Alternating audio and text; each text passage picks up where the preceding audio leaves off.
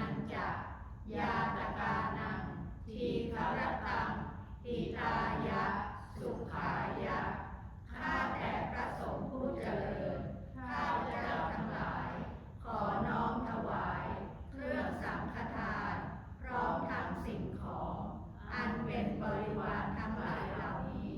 แด่พระภิกษุสงฆ์ซึ่งมีพระพุทธเป็นประธานขอพระภิกษุสงฆ์ได้โปรดรับซึ่งสังฆทานพร้อมทั้งสิ่งของอันเป็นบริวารทั้งหลายเหล่านี้ของข้าพเจ้าทั้งหลายเพื่อประโยชน์เพื่อกูลเพื่อประโยชน์ความสุขเพื่อเป็นสิริมงคลแก่ข้าพเจ้าทั้งหลายแก่ครอบครัวของข้าพเจ้าทั้งหลายผู้ที่ล่วงลับไปแล้วก็ดีผู้ที่ยังมีชีวิตอยู่ก็ดีซึ่งมีบิดามารดาปู่ย่าตายายครูบาอาจารย์ญาติสนิทมิตรสหายเจ้าที่เจ้าทางเจ้ากรรมนายเวรเจ้าบุญนายคุณเทพาอารักษ์สิ่งศักดิ์สิทธิ์ทั้งหลายเป็นต้นตลอดสิ้นกาลนานเทอญสาธุสาธุ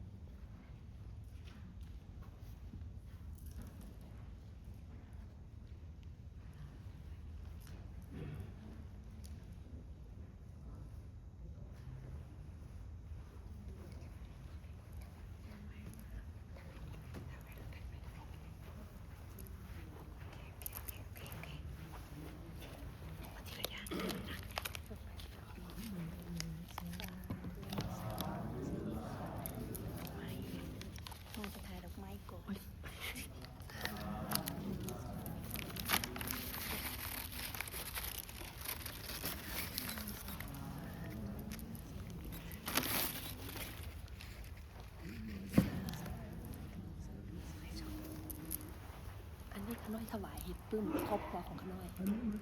โดย150ขน้อยมีเขียนใส่150โดย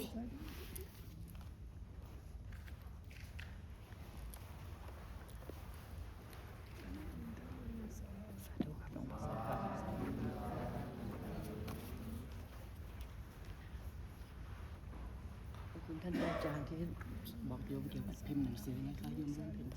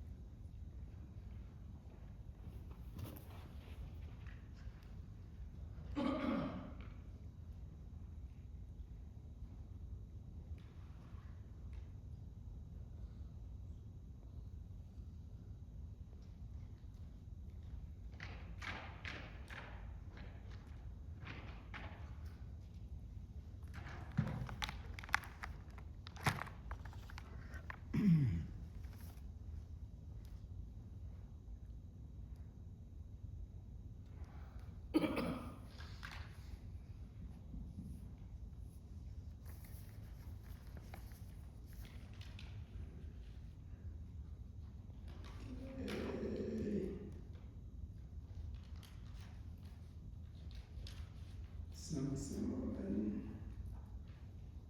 donate money donation $1,200 for a published meditation book part 6 $100 for 9 rupees and so on for blessing things $49 total $1,349 family donate for meditation book 6 $150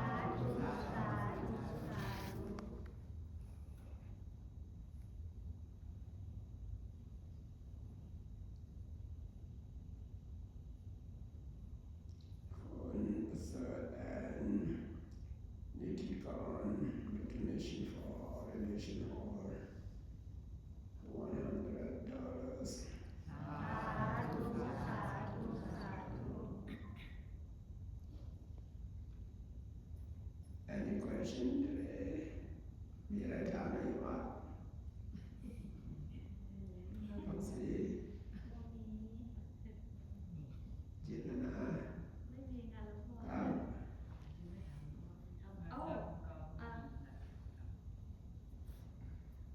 หลวงพ่อที่ว่าช่วยผู้ประสบภัยที่พม่า โอเคสาธุสาธุ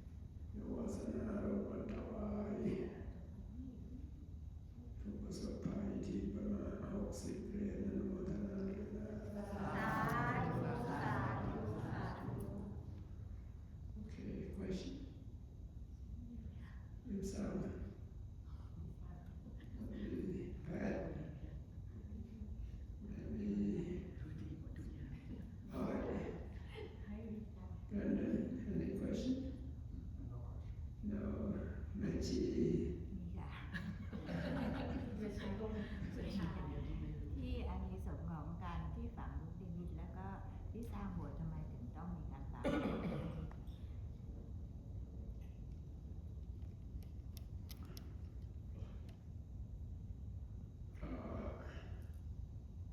อุปสมบทในการสร้างวัดสร้างศาลาสร้างปราสาทเกี่ยวกับบิลดิ้งหลายอย่างการสร้างอุปสมบทเป็นการที่สร้างการสร้างที่ประเสริฐที่สุดได้ผลมากที่สุด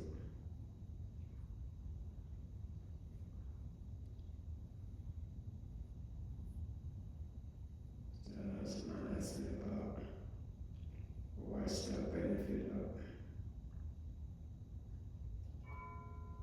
making donation for orientation hall whereas many clubhouse building temple and this orientation hall is the best benefit you get.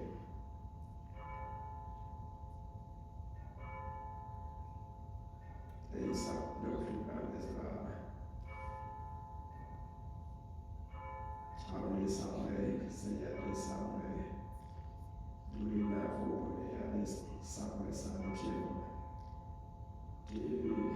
Asabu, Yawashi, the Tema, they go somewhere.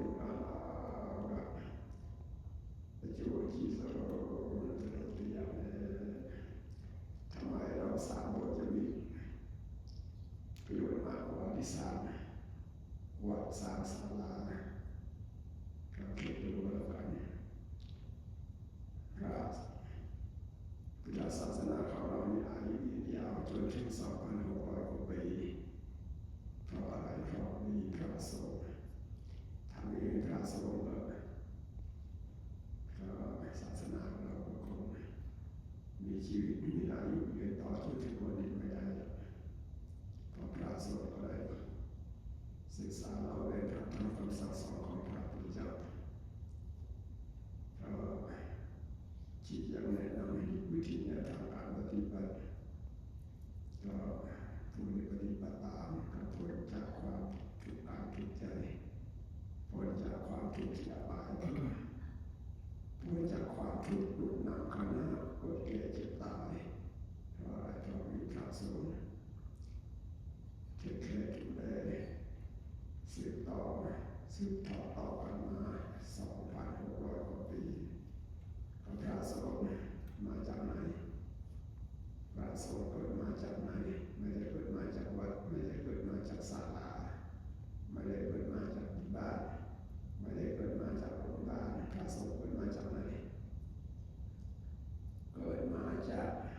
อุโบสถ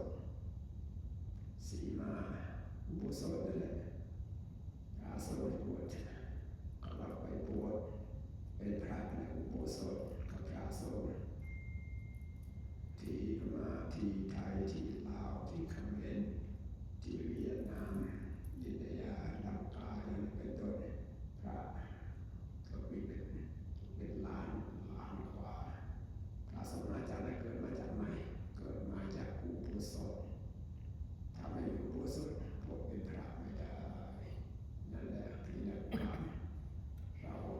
สร้างอุโบสถจะมีประโยชน์อันสูงมาก We ordination hall I became the best benefit starting about in Theravada Buddhism just such as Sri Lanka, Burma, Thailand, Laos, Cambodia, India, and so on. We have more than 1 million monks. More than 1 million monks. This Adama, where it come from? Where it's born? It's not from the temple, not from the Star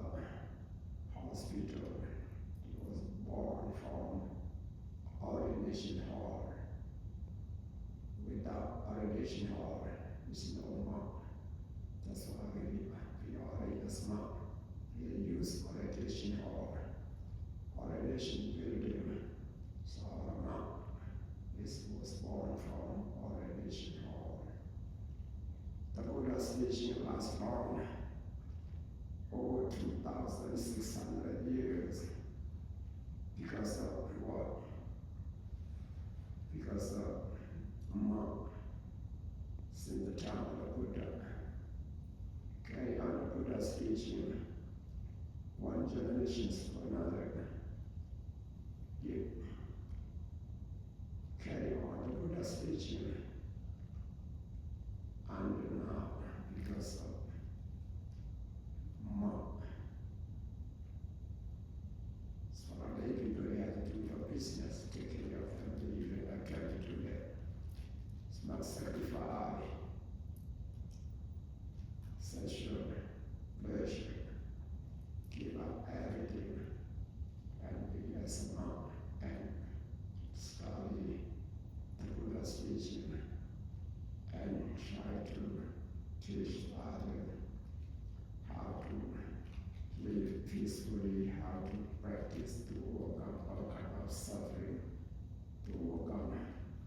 the suffering from the state of mystery, to overcome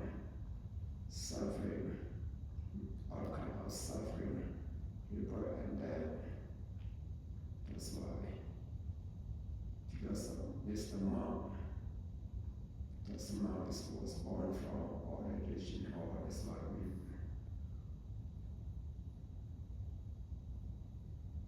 make contribution for ordination hall. You get the best benefit.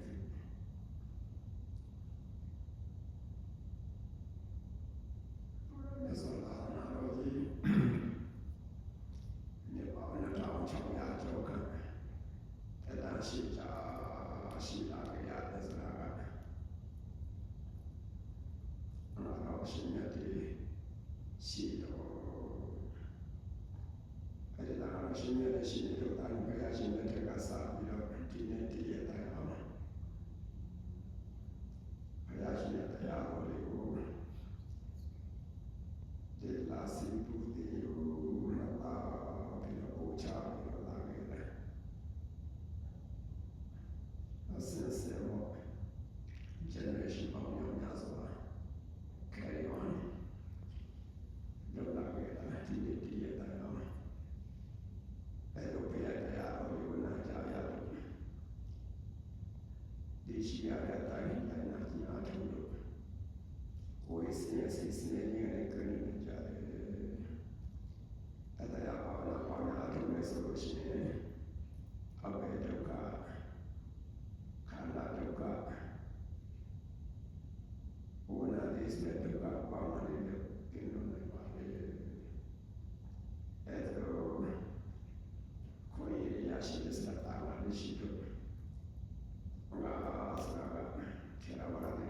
resolution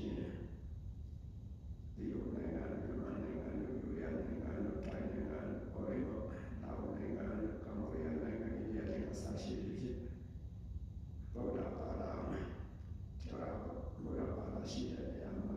mengaruh ini bawa misalnya tangan coba kita tangan coba tangan dia pianis setelah dari Papua dari Israel Papua kamu sama Papua kamu saya Papua kamu saya Papua kamu kita mau tangan coba sudah sudah Wajiban ini muy Papua lah siapa dari sini tanah sampai sini ada yang sampai berbulan cuma sudah di sini tanah orangnya gue ya tanah orangnya seribu tanya kasih yang berbuat siapa kita lakukan ini ke hidup ini pada ubosot apa somut ubosot buat rasul ke lalu ke semua ubosot semut titikนั่นขอบเขตอุโบสถนี้อยู่คู่กับโลกเป็นสถานที่พิเศษกับเวทีเกิดพระนั่นสถานที่พิเศษก็หลังจากอุโบสถที่ติดไปแล้วก็สร้างอาคารขึ้นมาเข้าอุโบสถขึ้นมาสร้างเสร็จแล้วให้ขอบเขตพิเศษให้รู้ว่าขอบเขตพิเศษเราต้องมีคำลูกนิมิตนั่นแหละลูกนิมิตก็ขอบเขตที่พิเศษก็บางคนเชื่อว่าวัดเราที่ไอโทแล้วก็อุโบสถที่ไอโทก็มีกว้าง 3,700 ตารางฟุต 3,700 ตารางฟุตพื้นข้างบนพื้นดินความลึกเท่าไหร่ 240,000 โยชน์น้อยกว่า10 ไมล์ก็แล้วกัน 120,000 โยชน์เอา10 คูณไปเท่าไหร่ก็เรียกว่าเป็นสถานที่พิเศษนะคู่กับโลกไม่ใช่สถานที่ธรรมดาทีนี้เราก็รู้ว่าเราฟังลูกนิมิตขอบเขตอุโบสถที่พิเศษก็เราก็มีฟังลูกนิมิตก็ให้รู้ว่าขอบเขตอุโบสถสถานที่ที่พิเศษอยู่ในตลอดไปอยู่ในตลอดไปก็ผู้ดีร่วมกันถวายอุโบสถก็ตามผู้ดีร่วมกันถวายลูกนิมิตก็ตามก็ยอมได้รับอานิสงส์ผลบุญที่ยิ่งใหญ่ก็ได้เป็นสถานที่พิเศษก่อนที่มีลูกนิมิตพิเศษขอบเขตกับอาคารที่พิเศษอย่าโดนทำลายยอมได้รับอานิสงส์ที่พิเศษเช่นกันทำลงไปก็ได้อย่างนั้นอานิสงส์ผลพิเศษเลยชาตินี้มีสุขภาพอนามัยที่แข็งแรงอายุยืนยาวมีโอกาสสร้างคุณงามความมีบารมีเจริญยิ่งขึ้นในประเทศทั้งหลายที่เป็นเจ้าภาพช่วยกันสร้างอุโบสถที่ช่วยกันถ้าเป็นเจ้าภาพลูกนิมิตไปช่วยกันสนับสนุนก็ถอยเข้าสีแผ่นเงินแผ่นทองให้บรรจุไว้ในลูกนิมิตตามกระทำทั้งหลายให้ได้รับอานิสงส์ผลประโยชน์พิเศษให้รู้ถึงสัจธรรมบรรลุมรรคผลนิพพานกันทุกท่านเถิด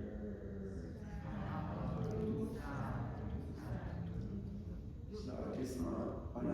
next month, 26, July 26, we will have the special ceremonies, so wearing a holy stone around the ordination hall. This ordination hall, we have has the sun come, or many more. We recite the Holy Scripture. So, for this secret place, after that we build as temple, as a ordination hall. Before we build it, now we have the buried the holy stone is to limit this mean the foundation. For holy limit is mean is a boundary. The boundary of this holy places, a direction with very holy stone. So this holy stone is not just for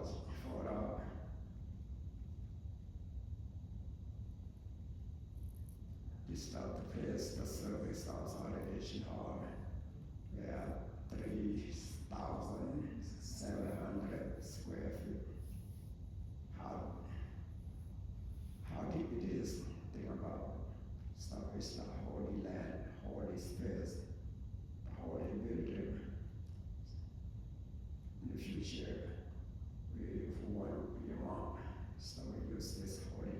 places, holy place, holy, this orientation hall. That's why we have the ceremony where is the holy stone around. This we're doing next month, 26. All of you to participate for this ceremony if possible. So as we make contribution for the building, for the holy stone, so the donor also will receive the special benefit. Has long life, good health, having opportunity to develop your spiritual development. So all of you, may all of you be able to perform this meritorious deed, working perfection. May all of you gain spiritual liberation in this very life. Thank you for your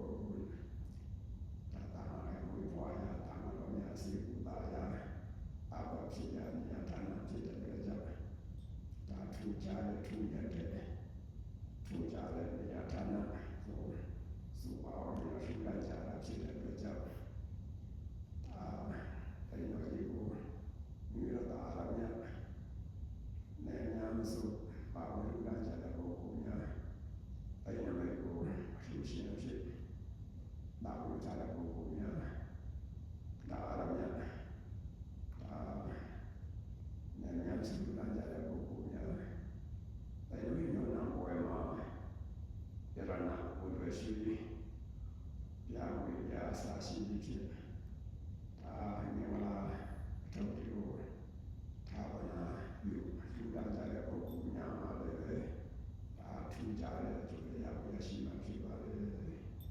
하야야로 하야 미미 유로대로 가운데야리 야시자만 기도하래 두면대 하루 외주자라 기도하자 두면대 주야고 야시자만 기도하래 나야무로 베이니 수시냐 베이니 수시냐 나냐 무슨 마음을 불안자래 뭐냐 주자래 주대야 주대 매대야 부대야 내 반찬다대야로 야고 고시고나 야유칸사나 인자 바시고리 สาธุสาธุสาธุ ถ้าหากว่าไม่ฝังลงไปในหลุมเอาไว้เป็นลูกๆอยู่ในข้างบนมี เอา ค่า เข้าใจ เท่าไหร่ไหมคะ เข้าใจแต่ไม่ฟังไม่มีวางคำบนไว้เดี๋ยวเปลี่ยนไปเปลี่ยนมา ก็มีฐานอยู่ค่ะแล้วก็วางลูกข้างบน เราฟังไปที่ดินไปเรามีไปสีมาไปสลับตรงนี้นะข้างล่างนี่เราฟังลูกนี้บิดไว้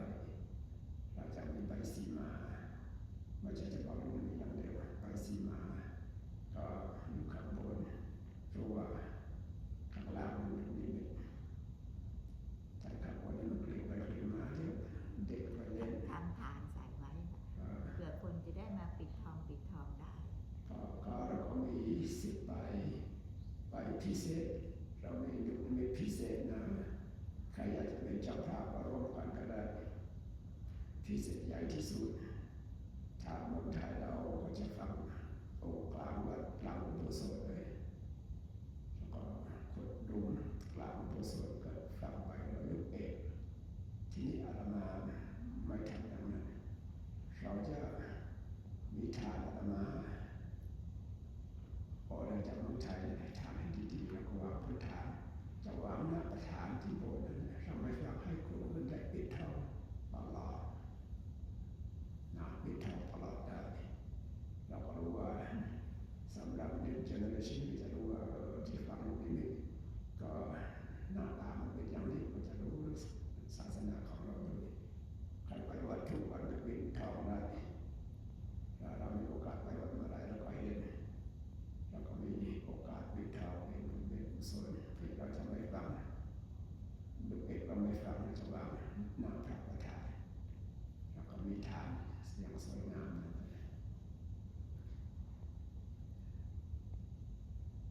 ก็เป็นโอกาสเรานะ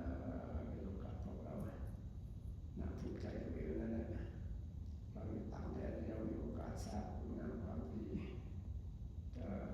ศาสนาพุทธสิ่งที่ดีที่สิ่งที่ประเสริฐหลายอย่างน้ำปักน้ำแรงของเราไม่ใช่เลยก็เล่นได้เงินมาเขาไปถวายน้ำปักน้ำแรงของศิษย์ของเราก็สะสมไว้แล้วก็น้อมจิตน้อมใจอุทิศก็มีประโยชน์แก่ศาสนามีประโยชน์แก่วัดวาอาราม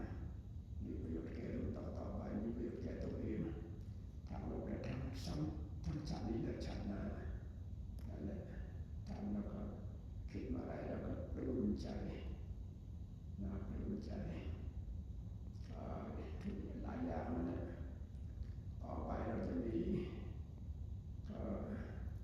สร้างเจดีย์ไปด้วยอันนี้ก็เป็นบุญที่ยิ่งใหญ่เหมือนกันนั่นแหละนะบุญที่ยิ่งใหญ่แล้วก็มีพระทันใจพระทองทันใจนั่นแล้วก็บรรจุในเจดีย์แล้วก็อยู่คู่กับโลกเหมือนกันแต่เจดีย์ที่อื่นเราก็ทำด้วยปูนแบบอิฐแบบก้อนหินแบบดินแบบ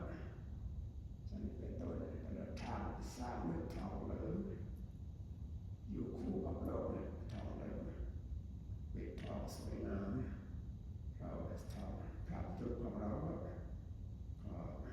ทองคำอยู่แล้วก็เป็นพิเศษแล้วก็บรรจุในเจดีย์ไว้จนเวลาเราจากโลกไปแบบบุญกุศลของเราที่สร้างไว้เจดีย์เราช่วยกันสร้างไว้พระพุทธรูปที่เราช่วยกันสร้างไว้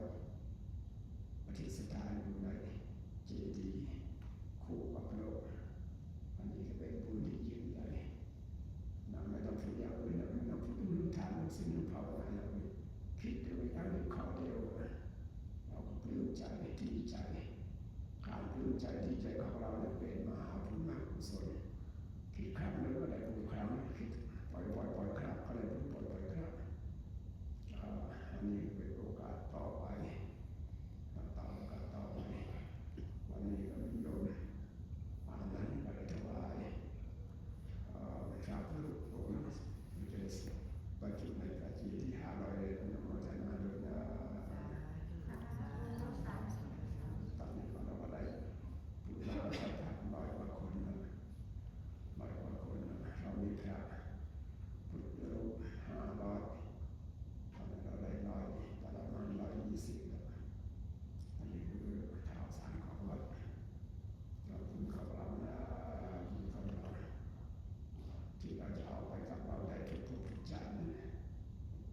อย่างอื่นก็เราก็ให้ทุกวันนั่นแหละไม่รู้อยู่ประมาณเราไปเยี่ยมคนป่วยเยี่ยมคนตายบ่อยๆเกือบทุกอาทิตย์เมื่อวานก็ไปเยี่ยมคนหนึ่งไปสวดให้เขาเมื่อวานนี้ตอนเช้าเมื่อกี้นี้ที่แม่เดินไปมาเมื่อกี้นี้เด็ก2 คน6 โมงเช้านี้เสียชีวิตไปอายุก็50 กว่าก็ทำงานก็ได้เงินเยอะแล้วก็มันมีโอกาสจะไปวัดไปว่าเท่าไหร่ตายแบบมีอะไรออกไปได้มือเปล่าประสบการณ์นั้นมือเปล่าไม่มีโอกาสเลยทำงานทุกวันก็วันนี้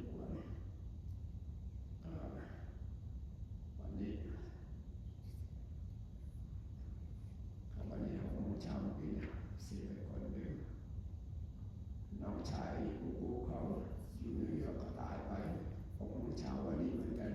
เขามาเมื่อกี้ถอดอาหารมีแต่คนตายเยอะมาเลวนั่นนะมาเลวก็พวกเรายังโชคดีนะเพราะเรายังโชคดียังไม่ถึงเวลาเราเมื่อไรจะถึงเวลาเราก็ไม่รู้ใครจะไปก่อนไปหลังก็ไม่รู้ใครรู้บ้างไม่มีใครรู้นะพูดกับน้ำพูดก็ไม่รู้เหมือนกันนั่นแหละก็แล้วแต่ถ้าเราเตรียมตัวพร้อมไม่ต้องห่วงนะไปก็พร้อมที่จะไปอยู่ต่อโอเคอยู่ต่อไม่เป็นไรต้อง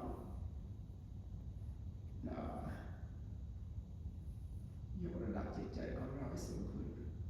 มีอะไรก็ทำตามให้พร้อมถ้าพร้อมไม่ต้องห่วงอะไรจะอยู่ต่อได้แล้วก็สร้างคุณงามความดีมีประโยชน์แก่คนตัวเองและผู้อื่นมีประโยชน์ทางโรงเรียนทางธรรมก็ทำไปเรื่อยๆเท่าที่จะทำได้ทำบุญทำทานไปรักษาศีลจะไปภาวนาไปทุกวันถ้าจะเราจะไม่กลับไปก็ไปไม่ต้องห่วงอะไรทั้งสิ้นเพราะเราเตรียมพร้อมแล้วไปก็ไปอยู่ก็สบายไปก็สบายเพราะอะไรบุญของเราเตรียมพร้อมต้องเตรียมพร้อมไม่ต้องร้องไห้จะถึงเวลาก่อนที่จะมาคุยกันเสมอผู้ที่มีบุญตายไปก็ชีวิตของเราจะดีกว่าชาตินี้หลายเท่าเหมือนกับว่าถูกทิ้งหม้อดินปูหม้อทองไปจะต้องร้องไห้ไหมต้องยิ้มตายไม่ใช่ร้องไห้ตายนะนั่นตายไปต้องยิ้มตายได้ถามตัวเองว่ายิ้มตายได้หรือยังพร้อมหรือยังอยู่แอนพร้อมหรือยังมันพร้อมนะมันทำตัวให้พร้อมอยู่ก็พร้อมไปก็พร้อมไม่ต้องบอกอะไรไม่มีอะไรนะความตายนะที่จะไม่ใช่อะไรที่น่ากลัวเลยไม่ใช่ตายจบไปไม่ใช่อย่างนั้นตายปุ๊บปั๊บก็เกิดใหม่จะไปเกิดที่ไหนจะไปเกิดชีวิตดีกว่านี้ก็ไม่เห็นเป็นอะไรเลยส่วนใหญ่ผู้มีบุญก็ตายไปก็ถ้าอยากติดมนุษย์ก็เป็นมนุษย์มีที่จะคนที่ดีๆพ่อแม่ที่เราส่วนใหญ่ก็99%ก็ไปเกิดที่สวรรค์ไม่ต้องถูกทรมานลำบาก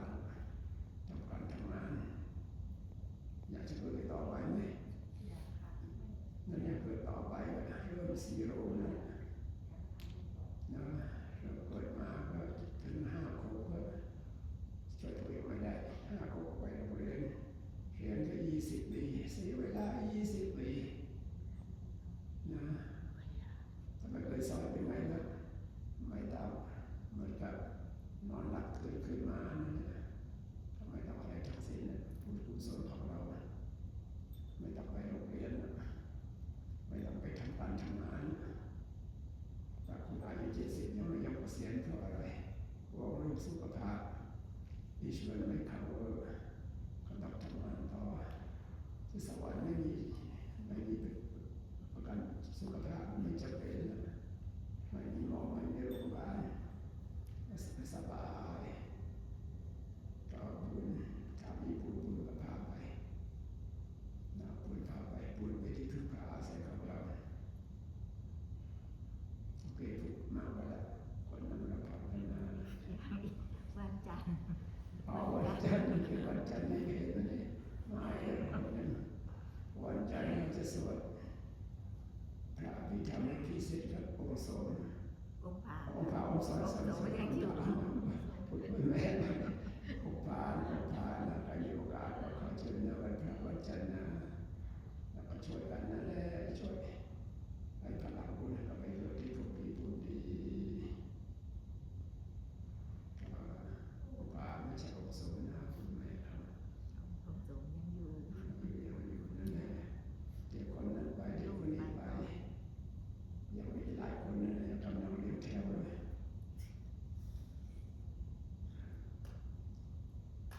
ก็ตั้งใจบวชนำนักบวชกันนะ So what I'm talking about, I'm sorry, what I'm talking briefly is we have to prepare ourselves ready for everything. If we should depart from this world, you have to be sorry about something. Get ready. To get ready. Which we have to convince to live in this world. It's good, good practice. Do the good thing, good action. It's telling part of this world also. We need to get ready. Get ready is meaning do what you should do. Turn up generosity as much as you can. Seal up. Try to restrain your physical overaction. So, just morality, good character, and try to practice meditation every day. Show that every day, dana, sila, bhavana. Generosity is morality, concentration, meditation every day. This stuff, this merit, this wholesome deed is the one we have to depend on. So you don't have to worry about that. If you have to depart from this world, say goodbye from this world, you are ready, don't worry. As you have a lot of wholesome deed in your life, next life, future life, will be better than this life many times. So we don't have to worry about any future life. So we have to depend on our good action. We try to do the good action.